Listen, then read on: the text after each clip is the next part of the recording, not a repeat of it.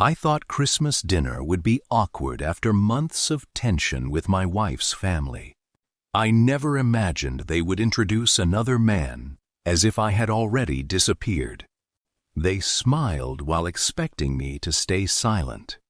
But they had no idea that one document hidden in my coat pocket would change the entire evening. When I calmly asked one simple question, the room fell completely silent. My name is Ryan.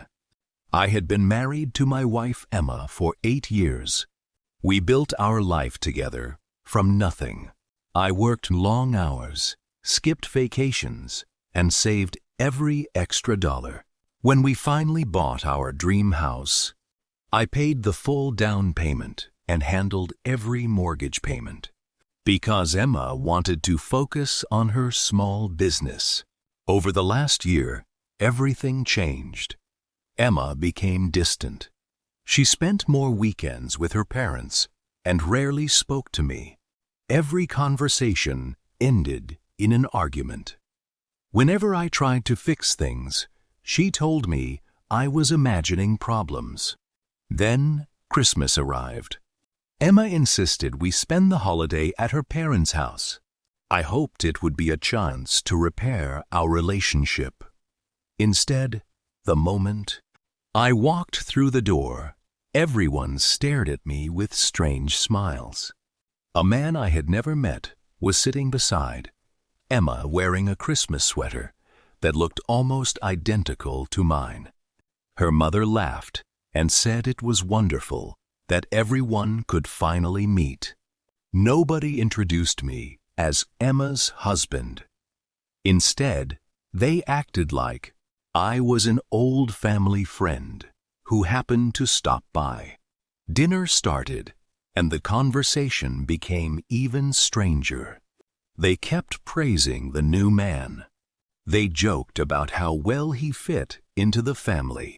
Emma smiled every time he spoke. Nobody looked at me. Finally, her father raised his glass and said, "Sometimes life gives people second chances." Everyone cheered.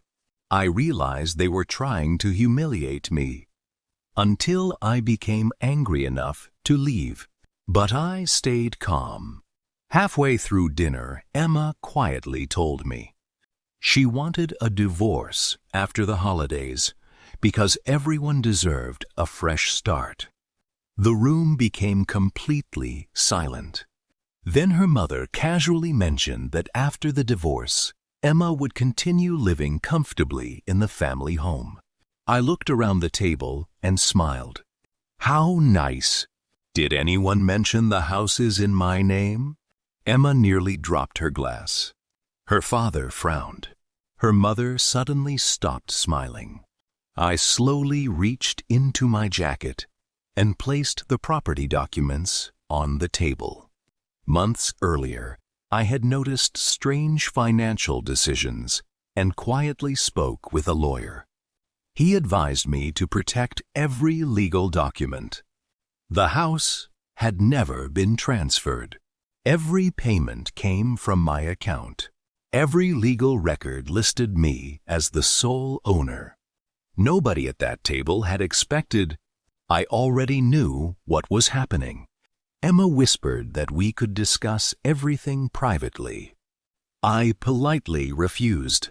The same people who planned to embarrass me in front of everyone could hear the truth in front of everyone. I stood up, thanked them for dinner, wished them a Merry Christmas, and walked toward the door.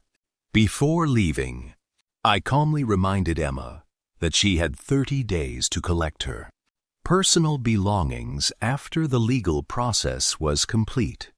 Nobody followed me. Nobody spoke. The loud, cheerful Christmas dinner ended in complete silence. Weeks later, the divorce was finalized. I kept the house because it legally belonged to me. Emma moved into a small apartment, while the man her family proudly introduced disappeared from her life only a few months later.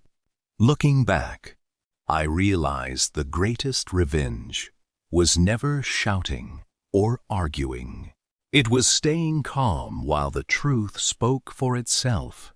Respect cannot survive where betrayal becomes entertainment. The people who tried to replace me forgot one important thing. Truth always arrives quietly, and when it does, every fake smile disappears. Respect cannot survive where betrayal becomes entertainment. The people who tried to replace me forgot one important thing. Truth always arrives quietly, and when it does, every fake smile disappears. That Christmas dinner was supposed to be my most humiliating memory. Instead, it became the day I took back my dignity. They thought they were ending my story. In reality, they were only closing the chapter where they still had power over my life. Sometimes the greatest victory is not getting revenge. It is walking away with your self-respect, while those who betrayed you are left facing the consequences of their own choices. If you enjoyed this story, please like, share, comment. Subscribe for more emotional, true-style stories every week.